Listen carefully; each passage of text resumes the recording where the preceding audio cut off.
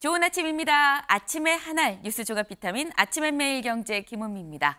오늘의 일면 바로 들어가 보겠습니다. 먼저 매일경제입니다.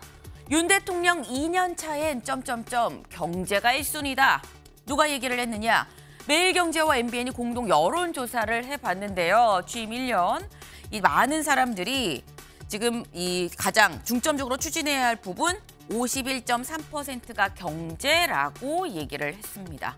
네, 이 경제가 가장 중요하다. 2년 차인 경제를 힘을 써달라라는 여론조사 결과 취임 1년 지지율은 39.8%로 조사가 됐습니다. 다음 일면 가보겠습니다. 네, 동아일보입니다. 어제 국민의힘 윤리위 있었습니다. 여당 김재원 당원권 정지 1년, 태영호는 3개월이 나왔다라는 기사입니다. 이 얘기는 저희가 잠시 뒤에 좀 대담으로 좀 짚어보도록 해보겠습니다. 다음 일면 볼까요? 국민일보입니다. 애매한 스탠스의 공무원 경질 현실화됐다라는 기사입니다. 네, 산업부 2차관의 강경성이 임명이 됐다라는 건데요. 여기 볼까요? 이번 인사 윤 대통령이 9일 국무회의에서 새로운 국정기조에 맞추지 않고 탈원전, 이념적인 환경정책에 매몰돼 애매한 스탠스를 취한다면 과감하게 인사조치하라라고 국무위원들한테 지시한 바로 이튿날 이루어졌다라는 겁니다. 네, 뭐 탈원전 등 이런 거에 애매한 스탠스를 취한 거에 대해서 인사조치하라라고 얘기를 하고 산업부 2차관 에너지 원전 정책을 총괄하는 2차관이 전격 교체가 됐다. 네, 지금 경질이 현실화됐다라는 기사입니다. 다음 기사 보겠습니다. 조선일보입니다. 이제 카카오톡 이 단톡방에서 조용히 나갈 수 있게 됐습니다. 항상 나가면 모모님이 나가셨습니다 뜨죠. 그래서 이게 나가야 돼 말아야 돼 했었는데 이제는 나갔습니다. 알림 끄기 기능이 새롭게 생겼다. 어떻게 해야 되는 건데 궁금하실 것 같아서 여기 밑줄을 좀 쳤습니다. 해당 기능 사용을 원하는 사용자들 카카오톡 업데이트를 먼저 하셔야 되고요. 업데이트를 한 뒤 설정에 들어가 실험실 카테고리에서 이 옵션을 선택을 하면 조용히 몰래 나갈 수가 있다라고 하네요. 오늘 사진 기사 보겠습니다. 네, 참 귀여운 아이들이 하나, 둘, 셋, 넷, 4명입니다. 네, 네 쌍둥이가 지금 태어났습니다. 네, 지금 첫 출산의 네 쌍둥이 100만 분의 1의 기적이다라는 건데요. 의학적으로 네 쌍둥이가 태어날 확률이 100만 분의 1이라고 합니다. 참 저출산 시대의 축복이다라는 기사 제목도 제가 봤는데 애는 혼자 키우는 게 아니죠. 네, 일단 사회에 네 쌍둥이가 축복일 수는 있습니다만 사회가 출산만 축하할 게 아니라 같이 키워주는 게 또 상당히 중요하다라는 말씀을 좀 드리고 싶네요. 이 아침의 매일경제 뉴스 종합 비타민, 네, TV도 보시고 유튜브로 보면서 질문을 댓글로 달아주시면 저희가 또 얘기를 나눠보도록 해보겠습니다. 오늘 함께해 주실 분들 소개합니다. 안녕하세요. 네, 반갑습니다. 안녕하세요.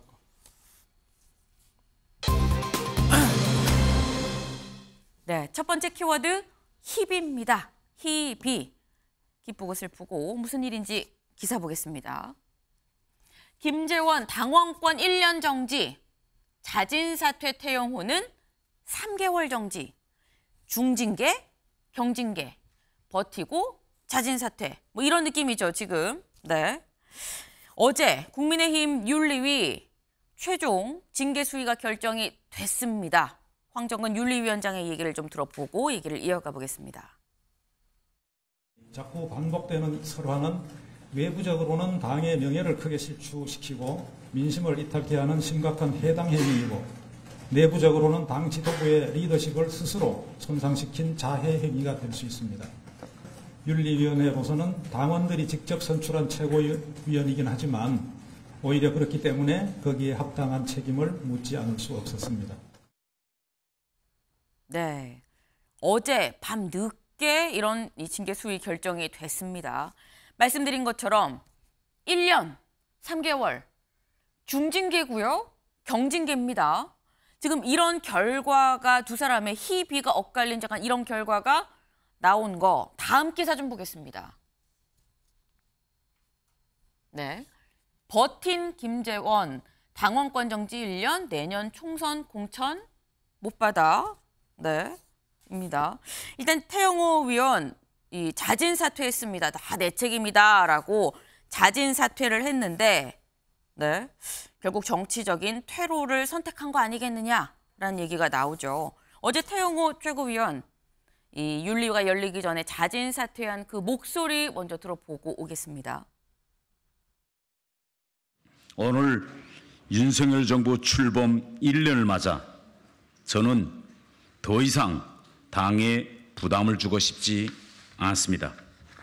저는 오늘 최고위원직을 사퇴하려고 합니다. 그동안의 모든 논란은 전적으로 저의 책임입니다.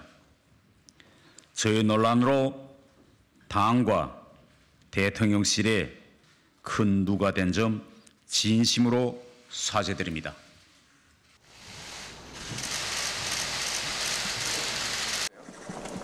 나름대로 여러 가지 큰 고민을 하셨다고 생각하고요.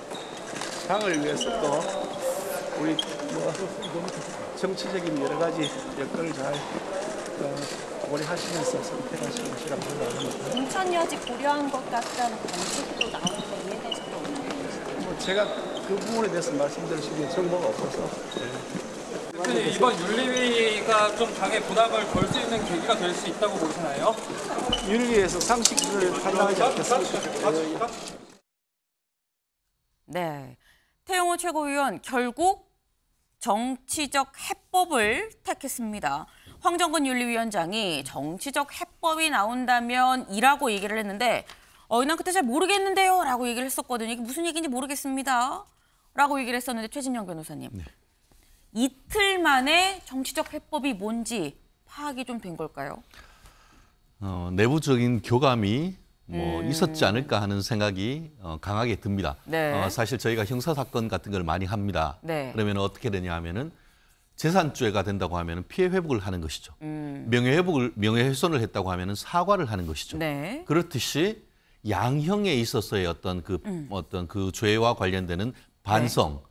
또 그 원상 회복을 하기 위한 노력 이런 부분은 고려될 수밖에 없는 것 아니겠습니까? 특히 이제 그 황정근 위원장도 법조인이고 지금 김기현 대표도 법조인인 상황이다라고 한다고 하면은 그런 부분에 대한 어떤 그 스스로의 반성, 네. 퇴로 확보 이렇게 될 경우에는 어떤 그 혜택을 줄 수 있는 것은 우리의 법적인 측면에서 봤을 때는 네. 너무나 정상적인 그 내용이라고 하는데 생각이라고 하는데요.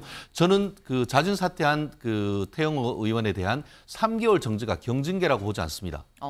당원권 정지가 경징계라고 본 것은 저는 그것이 이제 네. 어떻게 보면 납득하기 어려운데요. 그게 6개월이건 아니면 1년이건 간에 당원권 정지를 함으로써 최고위원회로서의 어떤 그런 그 자격도 가만히 있다 하더라도 정지되는 것 아니겠습니까? 그렇다고 하면 그 자체로서 상당히 중징계를 했다라는 점에서는 상당히 의미가 있는 것이고 나아가 당에 부담을 주지 않고 나아가 또 정권에 부담을 주지 않기 위한 결단이다라는 점에서는 나름대로 높이 평가를 하고 싶습니다. 네.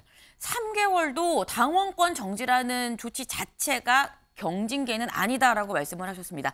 아마도 경징계, 중징계라고 약간 비교적인 표현을 쓸 때, 이 대조해서 표현을 쓸 때 공천을 받을 수 있느냐 없느냐 그 부분을 갖고 아마 중이다, 경이다 좀 이렇게 판단을 하게 된 거 아닌가라는 생각이 드는데 근데 김수철 원장님, 네네.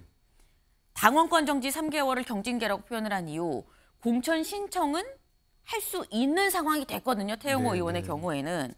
근데 사실 신청은 할 수 있습니다만 공천을 받느냐는 또 다른 문제 아닙니까? 네, 사실은 그 이제 지금 그 태영호 의원의 지역구는 강남이어서 우리 네. 국민의힘 입장에서는 굉장히 좋은 지역이거든요. 근데 그 지역은 보통 그 2번이나 3번을 공천을 주는 경우가 많지 않습니다. 많지 않죠. 그래서 결국 태영호 의원이 이번에 정치적 활로를 저는 모색을 했다고 보는 게 당원권 정지 3개월을 받지만 본인이 지금 그 영국 그 북한 출신의 영국 네. 공사 출신으로서 와서 안보나 북한의 문제에 관해서 이야기할 수 있는 게 많이 있지 않습니까? 수임이 네. 많기 때문에 본인은 다른 지역구로 출마를 아마 좀 모종의 합의가 있었지 않을까. 예를 들자면 그 파주에 이런 네. 지역은 개성공단하고 연결되어 있잖아요. 북한하고. 그러니까 또 우리 입장에서는 평화의 도시의 컨셉도 있고 하니까 네. 본인께서 만약에 의지만 있고 열정만 있으시다고 하면 저는 이번에 그 위기를 기회로 삼아가지고 다음 공천에서도 충분히 노려볼 수 있지 않을까 하는 생각을 갖고 있습니다. 지금 혹시 당내에서 구체적으로 최영호 의원이죠, 이제. 네네. 태영호 의원이 만약에 내년에 공천을 신청을 한다면 강남갑이 아니면 네. 파주가 유력하다라는 얘기가 실제 돌고 있는 거죠. 저는 그것은 이제 많이 추측이긴 한데요. 네네. 저는 그럴 가능성이 좀 있다고 봅니다. 왜냐하면 제가 그 옆에서 좀 지켜본 태영호 의원님은 그 민주주의의 본산이라고 할 수 있는 영국에서 네. 이 선거를 아주 많이 경험하고 오셨더라고요. 그래서 선거에 대한 두려움이 없다는 게 저분의 장점이시거든요. 그래서 저분이 네. 뭐 그 강남이 아니다 하더라도 험지에서가 출마할 수도 있고 특히 파주같이 이렇게 경기 북부 지역은 상징성이 있기 때문에 본인으로서는 충분히 고려해 볼 수 있고 당의 입장에서는 총선 한 석이 중요하기 때문에 그쵸. 본인이 살아올 수만 있다고 하면 아마 거기에서 지원을 하고 공천도 받을 수 있을 거라고 생각이 듭니다. 특히 또 그리고 한 말씀 더 드리면 네. 파주에 있는 지역구 중에 한 자리를 이미 비어 있는 걸로 알고 있습니다. 원래 그 신보라 전 의원이 하셨던 지역인데 네. 그분께서 공공기관장으로 가셔가지고 출마를 하지 않을 것으로 좀 알려져 있어서 그런 지역 같은 경우에는 유력하게 검토되지 않을까 싶습니다. 여러모로 좀 맞아떨어지는 면이 있네요. 네, 예. 그렇습니다. 일단 태영호 의원의 경우에는 이번에 자진 사퇴 카드를 쓰면서 좀 퇴로를 열었습니다. 뭐 파주 얘기도 지금 구체적으로 좀 약간 나오고 있고 이런 상황인데 희망의 불씨가 남아있는 태영호 의원과는 달리 지금 공천이 원천적으로 아예 배제가 되는 조치를 받은 사람이 있죠. 다음 기사 보겠습니다. 네, 버티기 김재원 총선 배제, 자진 사퇴 태영호는 감경받아입니다. 네, 보면 김재원 최고위원은 당원권 정지 1년을 받았습니다. 그러다 보니까 총선 공천을 아예 원천적으로 좀 배제가 됐다. 지금부터 당원권 정지 1년이면 내년 이맘때 다시 복귀를 할 수 있다라는 건데 이렇게 되면 윤 대통령 취임 2주년 그때쯤 맞아 총선 지나고서야 이제 복귀를 할 수 있는 겁니다. 근데 그렇다고 하면 권지웅 위원님, 김재원 최고위원은 본인이 중징계를 받을 거라고 예상을 못했던 걸까요? 예상을 하셨을 것 같은데요. 했다. 이번에 징계를 하기 전에 네. 두 번이나 최고위원회를 열지 않았지 않습니까? 네. 그러니까 이 두 최고위원이 말하는 것 자체가 당에 부담이 된다고 느꼈고 네. 근데 사실 최고위원회를 안 연다고 하는 거 보통 상황에서는 상상하기 어려운 일입니다. 네. 그렇게 강한 조치까지 하는 걸 보면 분명히 어떤 강한 중징계가 있을 거라고 생각했을 것 같고요. 어쨌든 김재원 최고위원 입장에서는 이제 전 최고가 되었지만 네. 어떤 정치적 진로가 지금 막혀 있는 상태가 되어버렸죠. 근데 어쨌건 공천을 받아서 출마하는 게 가장 베스트일 텐데 네. 그게 안 된다고 하면 대구에서 무소속 출마도 고려할 테고 그것을 고려한 당의 조치 당 역시도 고민하고 있을 거라고 생각됩니다. 그래서 좀 시간을 지켜봐야 되지 않을까 싶고요. 네. 저는 좀 이야기 드리고 싶은 건 네. 지금 이제 선거를 치른 지 2달 만에 민주적으로 당선된 2명의 최고위원을 징계한 거예요. 근데 이번 전당대회가 어땠습니까? 대통령실이 깊이 개입하고 당원들이 직접 뽑은 전당대회였어요. 근데 이것을 이제 물론 이 두 분이 발언을 잘못해서 이런 일이 벌어졌긴 했지만 네. 징계라는 것을 통해서 사실상 이 두 사람을 자르는 이런 행위를 했는데 네. 이것이 당이 민주적으로 굴러가고 있는가에 대한 의문을 던지는 그런 일이 되지 않을까 싶긴 합니다. 네, 김수철 원장님. 네. 사실 역대에 정당 사상 최고위원 2명을 이렇게 중지한 사례는 없었습니다. 네. 사실은 저희 국민의힘 입장에서도 그렇고요. 그리고 이번에 그 윤리 결정은 지위 고하를 막론하고 문제가 있다고 하면은 그 징계의 대상이 된다고 하는 것을 보여주는 사례입니다. 네. 그렇기 때문에 이 부분은 민주당에서는 저는 별로 할 말이 없다고 생각을 하는 게 오히려 되려보면 민주당에 여러 스캔들이 있음에도 불구하고 윤리심판원이 지금 제대로 기능하지 않고 있거든요. 그런 거에 비하면 저희 국민의힘에서 이번 조치는 국민들 보시기에도 충분히 납득할 만한 부분이 있고 또 여기에 부분에는 뭐냐면 이 윤리위원님들이 3분의 2가 외부인들입니다. 네. 대부분이 이제 변호사분들이나 이런 분들인데 이분들이 국민의힘에 대한 도덕적 기준을 좀 높여라라고 하는 아주 강경 기류가 작용을 했다고 합니다. 그렇기 때문에 이러한 부분들은 최고위가 출범한 2개월이라고 하는 것은 오히려 그분들 징계하기 어려울 수 있음에도 불구하고 이번에 중징계를 내렸다는 측면에서 좀 지켜봐야 될 대목이 있다 이렇게 말씀드리고 싶습니다. 네, 권 의원님. 저는 좀 짧게 이야기 드리고 싶은 건 네. 이걸로 다 마무리가 되지 않았다는 거예요. 국민들이 보기에 마지막에 논란이 가장 컸던 건 대통령실의 공천 개입 문제였습니다. 근데 그 공천 개입을 태용호 의원이 했습니까? 의혹이었죠. 네. 근데 그렇지 않습니다. 그러니까 태용호 의원이 행한 일이 아니라 네. 대통령실의 이진복 정무수석이 사실 공천 개입을 했다는 의혹 때문에 네. 이런 징계 논의가 더 관심을 받게 됐지 않습니까?